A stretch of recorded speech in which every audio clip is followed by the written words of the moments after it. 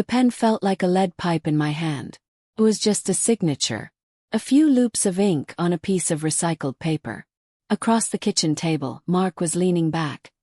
His arms crossed, that familiar smug I win smirk playing on his lips. He'd done it. He'd finally pushed me to the edge of the cliff, and I was stepping off. "Are we doing this, Sarah? Or are you going to cry for another hour?" he asked. His voice was cold, clinical, like he was asking if I'd remembered to take the trash out. I didn't look up. Couldn't. If I looked at him, I'd see the man I spent 12 years building a life with, and I'd lose my nerve. I'd see the ghost of the guy who once drove 3 hours in a snowstorm just to bring me my favorite soup when I had the flu. But that guy was dead. The man sitting across from me was a stranger wearing my husband's skin. Clicked the pen. Critch. The sound was deafening in the silence of our perfect suburban home. Sign. Rapidly. Violently. I pushed the papers toward him. "There," I whispered. My voice cracked, but I didn't care. "You got what you wanted. You're free." Mark's smirk didn't just fade. It vanished. It was replaced by a look I hadn't seen in years. Uncertainty. He reached for the papers, his fingers twitching. He looked at my signature, then back at me. He opened his mouth to say something, but I was already standing up. I wasn't just leaving the room. I was leaving the life I'd bled for. But let's go back. Because you don't get to a kitchen table with divorce papers by accident. You get there through 1,000 tiny cuts. You get there because for 3 years, "I want a divorce" wasn't a threat. It was Mark's favorite punctuation mark. Started small. A fight about the dishes. A disagreement about where to spend Christmas. And then, the first time he said it, we were in the car. I'd missed a turn because I was tired from a double shift at the hospital. "God, Sarah, you're so useless sometimes," he'd snapped. "Maybe we should just call it. Maybe I should just get a divorce." I remember the ice that slid down my spine. I apologized. Begged. I told him I'd be better. I thought it was a fluke. Moment of heat. But it wasn't. It was a weapon. And once he realized how much it hurt me, he started sharpening it every single day. He'd say it when I didn't want to go to his company party.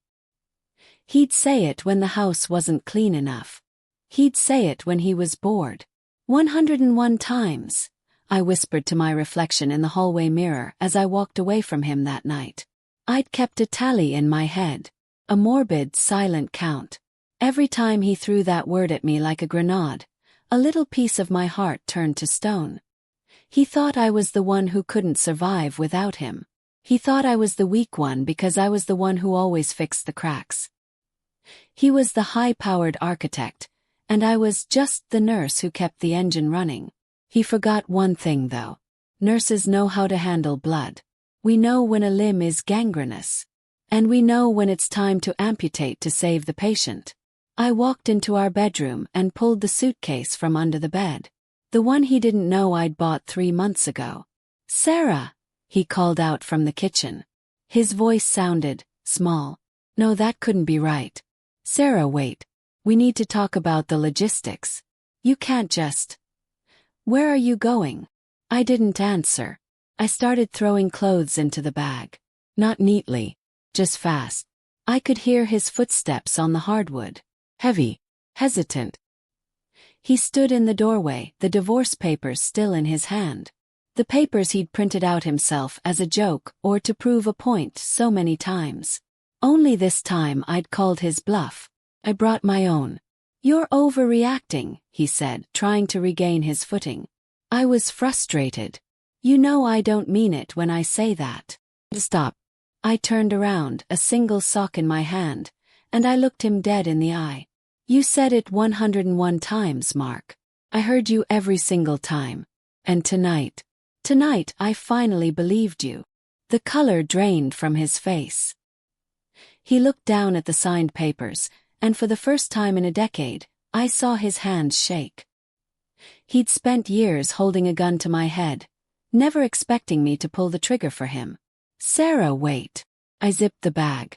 The sound was like a final curtain falling. "The house is yours," I said, my voice steady now. The debt is mine. I'm taking the car you said I didn't deserve. Don't call me. My lawyer will be the only voice you hear from now on. As I brushed past him, he reached out to grab my arm. Flinched. Not because I was afraid of him hitting me. Mark was a psychological bully, not a physical one, but because his touch felt like acid. He pulled back as if he'd been burned. I walked down the stairs, out the front door, and into the cool night air. I didn't look back at the big, beautiful house with the designer furniture and the hollowed-out soul. I got into the car, started the engine, and drove. I didn't have a plan. I didn't have a destination. All I had was the realization that for the first time in years I could breathe. But as I reached the end of the driveway, my phone buzzed in the cup holder. A text from an unknown number. I saw you leave. It's about time. Check the glove box. My heart hammered against my ribs. I pulled over under a street lamp, my breath coming in ragged gasps. Who was watching? And what was in my glove box? I reached over, my fingers trembling, and clicked the latch. Popped open. Inside was a plain manila envelope. No name. No return address. Just a single word written in black marker. Truth. Opened it. And in that moment, the world I thought I was escaping didn't just crumble. It exploded. The street lamp above my car flickered, casting rhythmic, skeletal shadows across the documents in my lap. My breath hitched. I expected a love letter, maybe a hidden bank statement, or even a photo of another woman. I was prepared for the cliché betrayals of a failing marriage. I wasn't prepared for a death certificate. It was dated 3 years ago. The name on the top wasn't mine, and it wasn't Mark's. It was for a woman named Elena Vance. Age 29. Cause of death. Blunt force trauma. Location. A highway 3 towns over. Why was this in my car? Why was this in a glove box I thought I'd cleaned out a month ago? I flipped the page. Behind the certificate was a series of printed emails. Correspondence between Mark and a private investigator. The dates started shortly after he began his "I want a divorce" campaign. She's getting too close to the files, one email from Mark read. Every time I mention the divorce, she shuts down and focuses on fixing us. It's working for now. Keep her distracted. If she starts looking into the firm's offshore accounts again, we have a problem. The world tilted. The 101 times he'd asked for a divorce. It wasn't just a cruel power play. It was a tactic. He didn't actually want to leave me. He wanted to keep me in a state of constant emotional repair. He knew that as long as I was begging him to stay, as long as I was crying and trying to be a better wife, I wouldn't notice what he was doing in the dark. He was using my love for him as a blindfold. I looked at the photo clipped to the back of the file. It was a grainy shot of Mark standing next to a car. My car, 3 years ago. The front bumper was crumpled. This was the fender bender he told me he'd handled while I was away at a nursing conference. He told me he'd fixed it. He told me it was no big deal. Elena Vance had died in a hit-and-run on that exact same night. My stomach lurched. I threw the door open and retched onto the pavement. The man I had shared a bed with wasn't just a bully. He was a ghost, a shadow, a killer who had used my heart as a human shield. Every time he threatened to leave, it was a smoke grenade to keep me from seeing the blood on his hands. Suddenly, a bright pair of headlights swung into the street behind me. My heart hammered. Was it him? Had he followed me? I didn't wait to find out. I shoved the papers back into the envelope, slammed the car into gear and floored it. I didn't go to a hotel. I didn't go to my sister's. I drove straight to the one place Mark would never look, the tiny, dilapidated apartment of my estranged father, a man who had spent his life dealing with the wrong side of the law. I pounded on his door at 2 a.m. When he opened it, smelling of stale tobacco and cheap coffee, he didn't ask questions. He saw the envelope in my hand and the terror in my eyes. He finally broke you, didn't he? My father rasped. No, I said, my voice sounding like it belonged to someone else. He didn't break me. He framed me. I looked down at the last page of the file. It was a forged statement, signed with a perfect imitation of my handwriting, confessing to a hit and run on the night Elena Vance died. He hadn't just been threatening divorce. He had been preparing my cage. "Dad," I whispered, "I need to disappear. But first, I need to make him wish he'd actually left the first time he said it." My father looked at the papers, then back at me. A slow, grim smile spread across his face. "Well, Sarah, I always told you that being a nurse meant you knew where the nerves were. It's time we started cutting." As we sat at his kitchen table, the silence was broken by my phone. Text from Mark. "Come home, Sarah. You left your truth in the car. I'd hate for the police to find it before we can talk." The hunter was officially acknowledging the hunt. I didn't sleep. You don't sleep when you realize your entire marriage was a long con designed to keep you as a get-out-of-jail-free card. "He's smart," my father said, laying out the documents on his scarred wooden table. "Mark's an architect. He builds structures. He's built this case against you brick by brick for 3 years. Every time he threatened divorce and you stayed. He documented your instability. Every time you cried, he told his friends you were losing it. He's been gaslighting the entire world so that when he finally hands this confession to the cops, nobody will doubt him." "But I didn't do it," I snapped, my hands shaking as I gripped a mug of black coffee. "He was driving that car. I was at a conference in Chicago." "Can you prove it?" Ed asked. I opened my mouth to say yes, then stopped. My heart sank.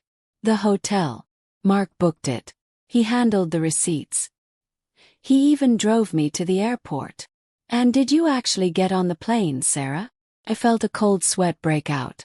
Mark had dropped me off, but then he'd called me 10 minutes later, frantic, saying there was an emergency with my mother. I'd rushed out of the airport, taken a private car service he'd ordered for me, and went to a safe house. A cabin he owned, where he told me my mom was waiting. She wasn't there. He'd shown up an hour later, saying it was a false alarm. He'd kept me off the grid for the exact window of time Elena Vance was killed. "He's had 3 years to scrub your alibi," Dad said. "He's been waiting for this moment. For you to finally agree to the divorce so he could trigger the trap. He doesn't want a settlement, Sarah. He wants you in a cell so he can keep the house, the money, and his reputation." I looked at the photo of Elena Vance. She had a bright smile. She was a teacher.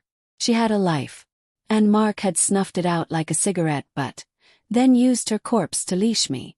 "So what do we do?" I asked. "We don't run," my father said, leaning in. "If you run, you look guilty. We go back. But we don't go back as the grieving wife. We go back as the architect's worst nightmare. A structural flaw he didn't see coming. The plan was simple but terrifying. I had to go back to the house. I had to pretend I hadn't read the whole file. I had to play the part of the woman who found just enough to be scared, but not enough to be dangerous." I drove back at dawn. The house looked different now. The floor-to-ceiling windows looked like eyes. The pristine white siding looked like a shroud. I walked in the front door. Mark was sitting in the exact same spot in the kitchen. He hadn't moved. There was a fresh pot of coffee on the counter. "You're back," he said. He sounded relieved, but his eyes were scanning me, looking for a crack in my armor. "I found the envelope, Mark," I said, my voice trembling perfectly. "I practiced this in the car. Who is Elena? Why do you have her death certificate?" He stood up slowly, walking toward me. He reached out to touch my face, and this time I let him. His hand was cold. "Oh, Sarah, I was trying to protect you," he whispered. "You don't remember that night, do you? The pills you took for your anxiety. You got behind the wheel. You called me screaming. I cleaned it up for you. I've been carrying this secret for 3 years to keep you out of prison." The lie was so smooth, so practiced, that for a split second I almost questioned my own reality. That's how good he was. You told me I was in Chicago," I whispered. "I lied to save you," he said, pulling me into a hug. Over his shoulder, I saw his reflection in the darkened window. He wasn't hugging me. He was holding me down. But now that you've signed the papers, now that you're leaving, I don't know if I can keep protecting you, Sarah. The guilt is eating me alive. He's gonna call the police today, I realized. He's setting the stage for the anonymous tip right now. I'm not leaving, Mark, I said into his chest, gritting my teeth. I'm sorry. I was wrong. I'll do anything. Please. Don't let them take me. Felt him relax. The predator had caught the prey again. Good girl, he murmured. Go upstairs. Take a shower. We'll figure this out. I went upstairs. But I didn't shower. I went straight to his home office, the one room I was never allowed to enter. I knew the code. It was the date of our wedding. The door clicked open. I had exactly 20 minutes before he came up to check on me. I started digging. Not for paper. Mark was too smart for paper. I looked for the small, hidden safe behind the architectural rendering of the city library. I didn't need the money inside. I needed the black box he'd kept from the car. The one he'd told the insurance company was destroyed in the accident. Found it. But as I pulled it out, a shadow fell across the doorway. Looking for something, honey? Mark was standing there, a glass of wine in one hand and my cell phone in the other. He wasn't smiling anymore. The silence in the office was heavy, suffocating. Mark didn't scream. He didn't rush me. He just leaned against the doorframe, sipping his wine, looking at me like I was a blueprint with a fatal error. I underestimated you, he said, his voice terrifyingly calm. I thought the 101 times had finally broken your spirit. I thought you were just a shell. But here you are, playing detective. I know you killed her, Mark, I said, my voice no longer trembling. There was no point in lying now. I know you've been holding this over me like a guillotine. You're a monster. He laughed. A short, sharp sound that made my skin crawl. A monster. No, Sarah. I'm a realist. I made a mistake. A split second on a dark road. But I'm too valuable to waste in a prison cell. You, on the other hand, you're a nurse. You're selfless. What's a few years of your life compared to mine? I'm going to the police, I said, clutching the black box to my chest. Mark set his wine glass down on a mahogany side table. With what? That box. It's encrypted. By the time you find someone to open it, I'll have already turned in your confession, and the bloody clothes I kept from that night. Yes, Sarah. Kept your clothes. Well, the ones I rubbed against the bumper of the car before I had it fixed. My heart stopped. He was steps ahead. He had physical evidence. You're insane, I whispered. I'm thorough, he corrected. He started walking toward me, his pace measured. Give me the box, Sarah. We can still do this the easy way. We stay married. We keep the secret. You stay in your beautiful house and I stay out of jail. Isn't that what you wanted? To fix us. I don't want to fix you, I said, backing away toward the window. I want to erase you. He lunged. Mark was faster and stronger, but I had something he didn't. Adrenaline fueled by 3 years of suppressed rage. I swung the heavy black box, catching him squarely on the side of the head. He grunted, stumbling back, his hand flying to his temple. I didn't wait. I bolted past him, out of the office and down the stairs. I could hear him behind me, his footsteps heavy and furious. Sarah! Get back here! I burst out the front door, running toward my car. My fingers fumbled with the keys. I saw him emerge from the house, blood trickling down his face. His expression pure, unadulterated malice. I jumped into the driver's seat and locked the doors just as he slammed his fist against the window. You think you can win? He screamed, his face pressed against the glass.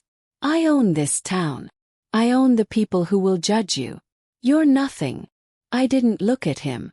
I put the car in reverse and floored it, the tires screeching as I tore out of the driveway. I didn't go to the police. Not yet. I knew Mark was right about one thing. He had connections. If I walked into the local precinct, the report might disappear before it even reached a detective's desk. I drove to a 24-hour diner on the outskirts of town. I went to the back booth where my father was waiting. He looked at the black box, then at the bruise forming on my arm where Mark had grabbed me. "He's moving," I said, my voice hollow. "He's going to plant the evidence tonight. Then we have to move faster," Dad said. He pulled a laptop out of his bag. "I called an old friend. Not a cop. Hacker. Someone who doesn't care about Mark's connections. If there's data on that box, he'll find it." As we waited for the download bar to crawl across the screen, my phone rang. It was an unknown number. Answered it. "Is this Sarah Miller?" a woman's voice asked. She sounded older, weary. "Yes. Who is this?" "My name is Martha Vance, Elena's mother. I've been waiting for you to call for 3 years." Froze. "What?" "I knew it wasn't you," Martha said, her voice cracking. "I saw the car that night. I saw the man behind the wheel. But nobody would listen to me. They said I was traumatized. They said I was mistaken. But I've been watching you, Sarah. I've been waiting for the moment you finally realized who you were sleeping next to. You have proof," I whispered, my heart leaping. "I have the one thing Mark forgot," Martha said. "The dashcam footage from Elena's car. It was thrown into the brush. I found it months ago. But I couldn't go to the police alone. I needed you." I looked at my father. He nodded. "Where are you, Martha?" "Yes. I'm at the old quarry," she said. "Meet me there. And hurry. I think someone is following me." The line went dead. I looked at the laptop. The encryption on the black box had just cracked. A map popped up on the screen. A GPS log of Mark's car from the night of the accident. It showed him at the scene of the crime. Then it showed him driving to the quarry. But then it showed something else. Something that made my blood run cold. Mark hadn't just gone to the quarry to dump evidence 3 years ago. According to the live GPS feed my father had just linked to Mark's phone, he was at the quarry right now. He wasn't following Martha. He was waiting for me to lead him to her. "It's a trap," I whispered. "Dad, it's a trap." But then a second realization hit me. A realization that changed everything. If Mark was at the quarry, then who was the woman who just called me? The air in the diner felt like it had been sucked out by a vacuum. My father was staring at the laptop. His brow furrowed as he tracked the blinking red dot of Mark's phone. It was stationary, right at the edge of the old limestone quarry.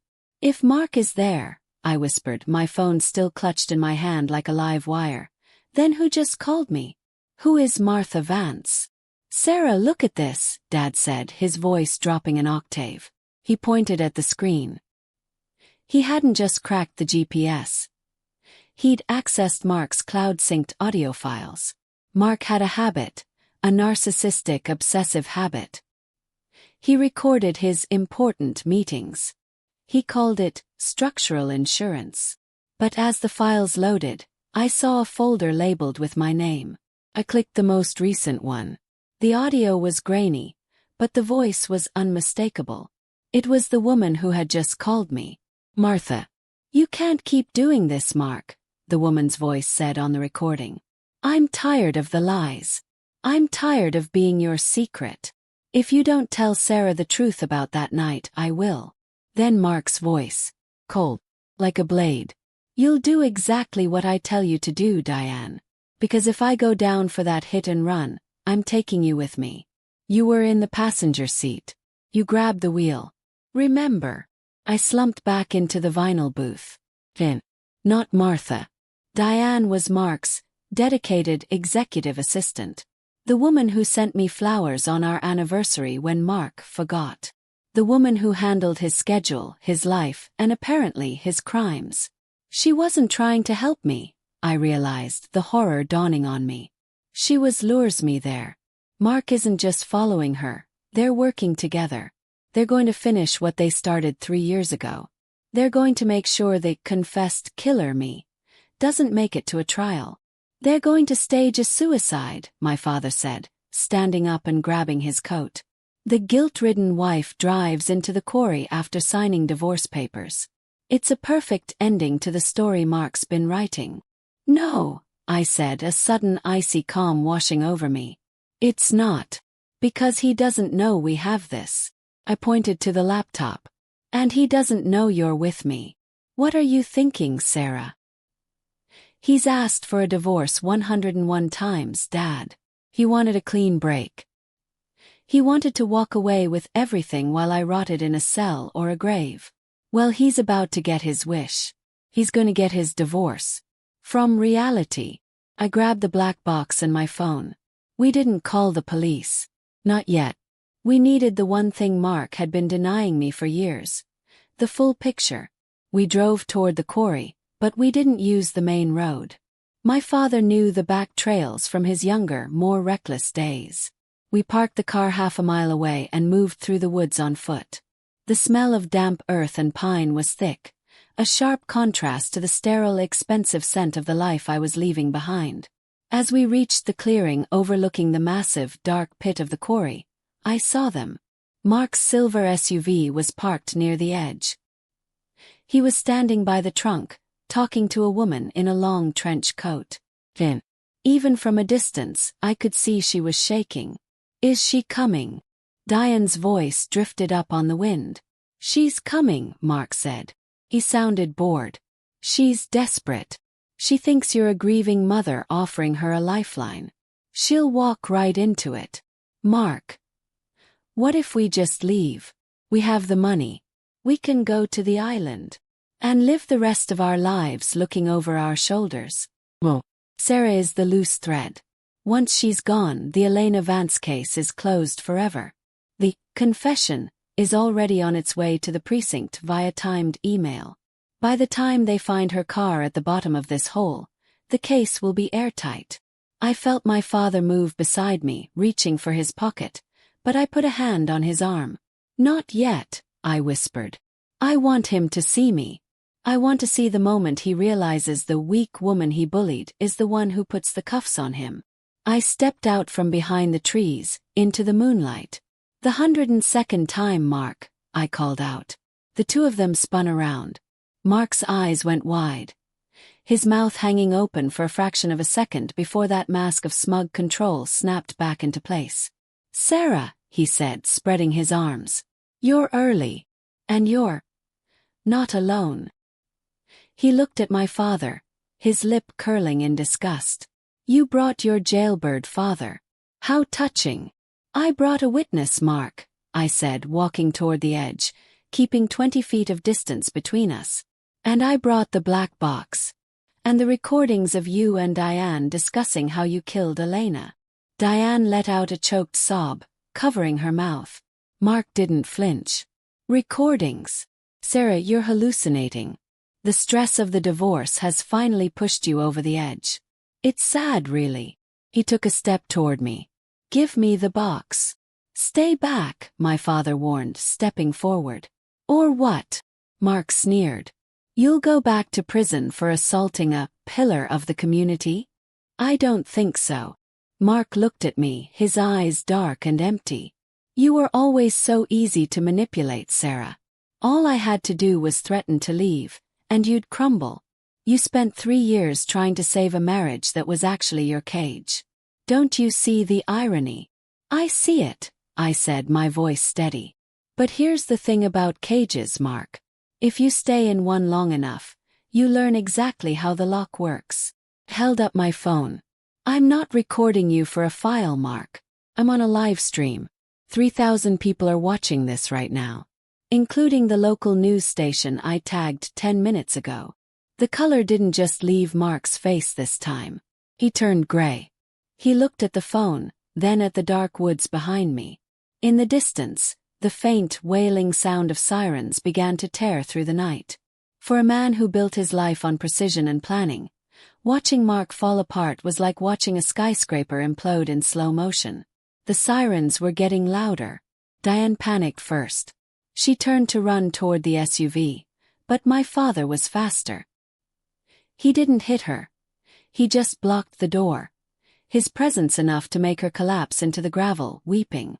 Mark, do something, she screamed. You said you had it under control. Mark didn't move. He was staring at me. his eyes darting between my phone and the black box in my other hand. The smugness was gone. The architect was staring at a pile of rubble. "You're bluffing," he hissed, though his voice lacked conviction. "You don't have the stomach for this. You loved me."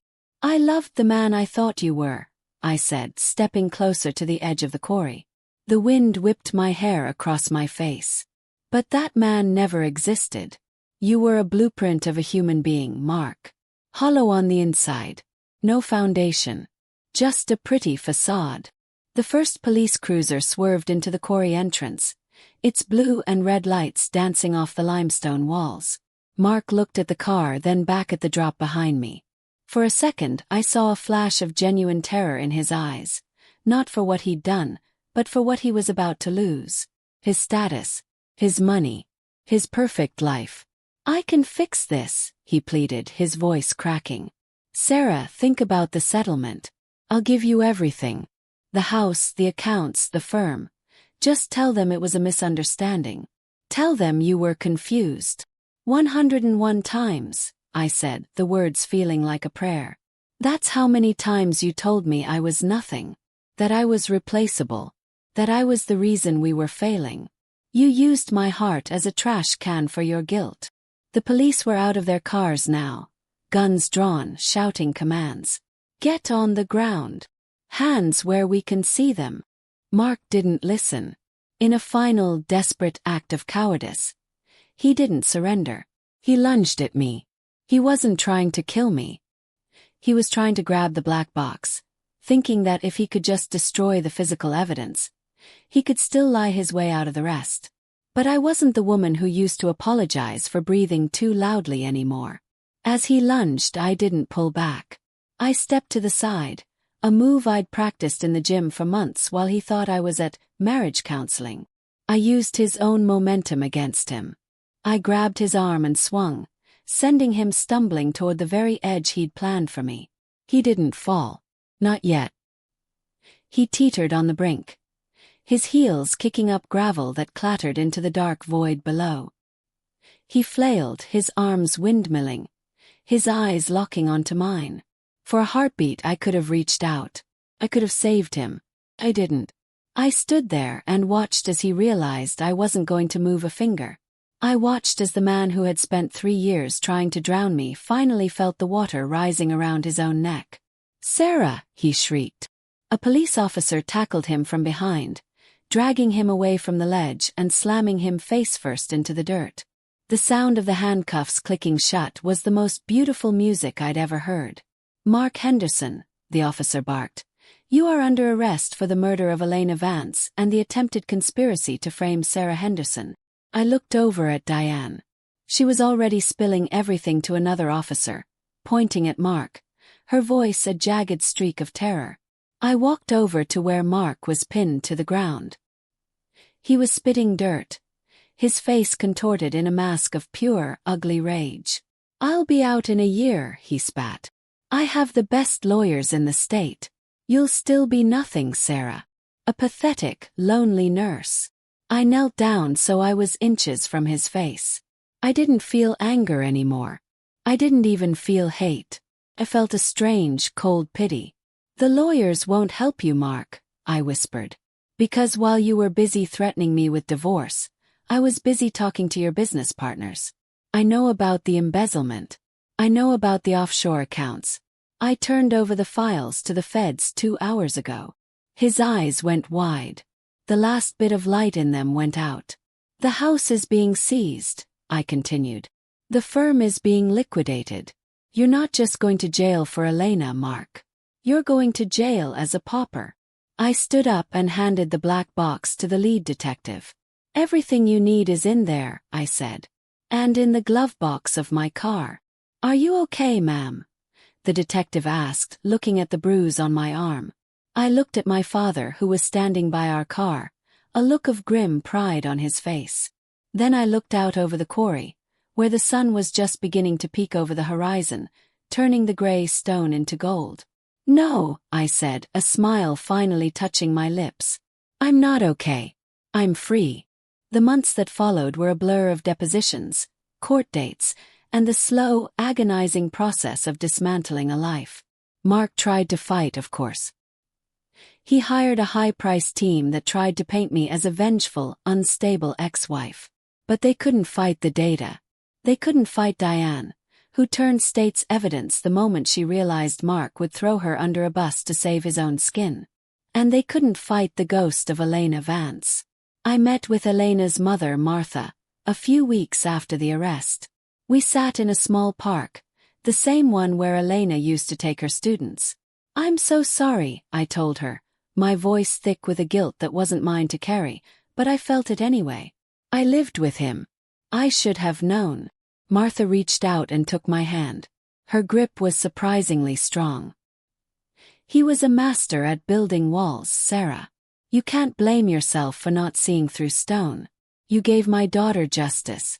That's more than I ever hoped for. As for me, I didn't stay in that town. I didn't want the house, and I certainly didn't want the memories. I sold what I could, packed a single suitcase, the same one I'd stuffed clothes into that night, and moved to a small town by the coast. I went back to nursing, but this time, I worked in a clinic for women who had survived domestic and psychological abuse. I didn't tell them my story at first. I just listened. I knew the signs. I knew the 101 ways a person could be made to feel small. One evening about a year later, I was sitting on my porch, watching the waves roll in.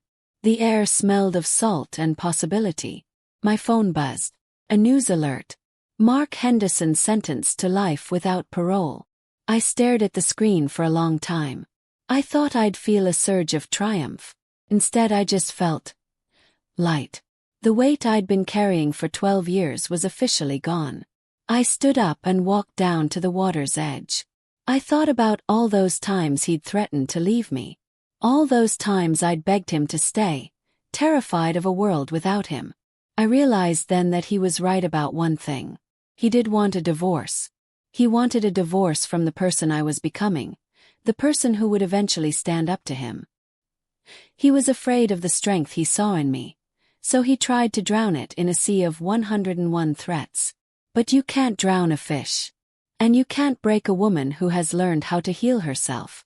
I looked out at the horizon, where the sky met the sea in a perfect, unbroken line. My life wasn't a blueprint anymore. It wasn't a rigid structure built by someone else's hand. It was an open ocean. I'm Sarah. I'm a nurse. I'm a survivor. And for the first time in my life, I'm the architect of my own future. Thanks for listening.